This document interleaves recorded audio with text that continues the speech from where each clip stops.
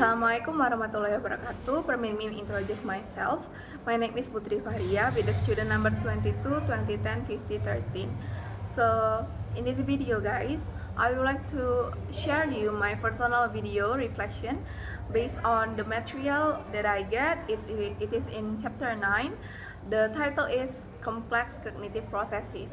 So, I would like you to watch this video until the end to make your understanding better. So the first one, I would like to explain in this chapter. It explains that complex cognitive processes are the higher order mental activities we use to learn deeply and apply our knowledge creatively and effectively. This can include some of the key points. The first one is metacognition.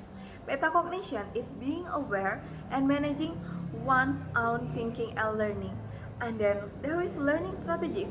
Remember, learning strategies is really important. Learning strategies is deliberate techniques students use to enhance to understanding and memory, problem solving, identifying and resolving unfamiliar or complex challenges, critical thinking and argumentation. It can include analyzing some ideas, evaluating arguments, and forming evidence-based judgment. Creativity. Creativity is really important in the student's life.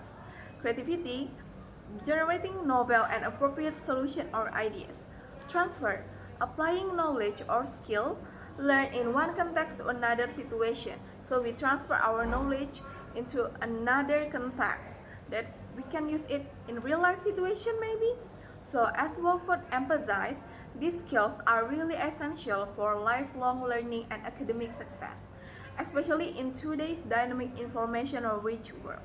So my personal connection related to this chapter is I have experienced many of these concepts as an English student.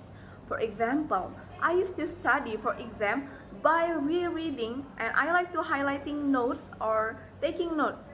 But guys, it didn't help much. Later, I learned to use self-questioning techniques. What is self-questioning techniques? I ask myself, what is the main idea here, or how could I explain this to someone else? How I transfer my knowledge to someone else, especially to my students, right? That is called metacognition in action. It helped me understand the material, not just remember it.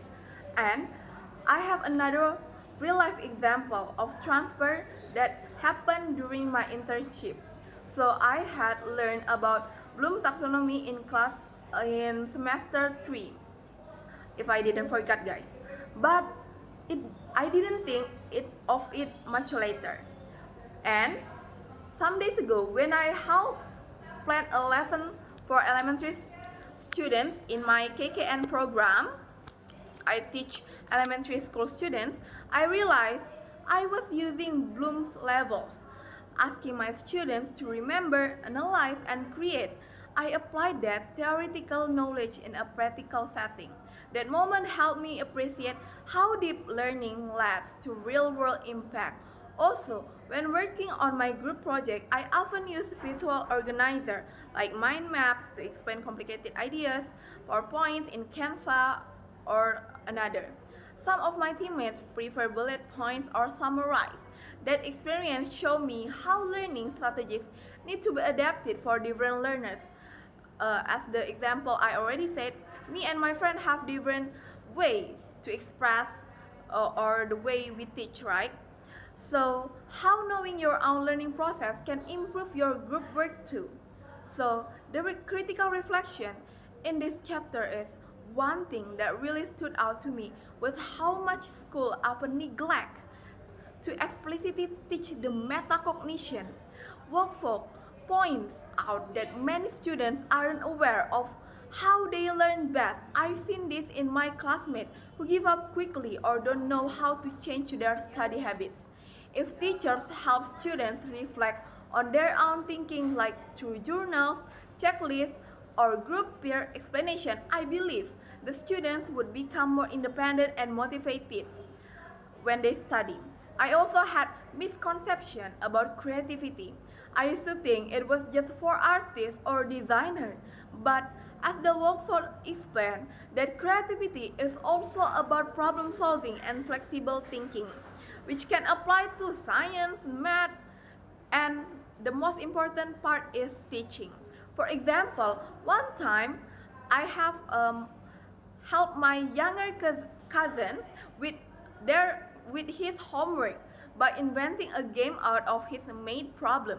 That was a creative approach and it really worked. As an English future teacher, I want to apply this by encouraging critical thinking through open-ended questions and allowing my students to explain why they think something is true. I also promote argumentation not as a conflict but as a way they build reasoning skill and respect different viewpoints so they can respect their friends' argumentation too. So the biggest lesson I learned in this learning is thing is just as important as learning content. Teaching students how to plan, monitor, and evaluate their thinking, what Wolfo calls metacognitive regulation, can make them lifelong learners. One powerful idea I will take with me is to teach for transfer, not just conveying material, but how I can helping my students see how what they can learn by use different settings. That is the kind of learning that sticks. Whether it's through reflective activities, real-world problems, or creative projects, I want to help my future students develop this complex thinking skill that will prepare them not just for the test, but for real-life situation and for their life. So guys, thank you so much for watching my reflection. I hope this gave you a clear picture how complex cognitive processes shape the learning and how we can use this insight to become better students and better educators and better teacher. I guess that's all. Assalamualaikum warahmatullahi wabarakatuh.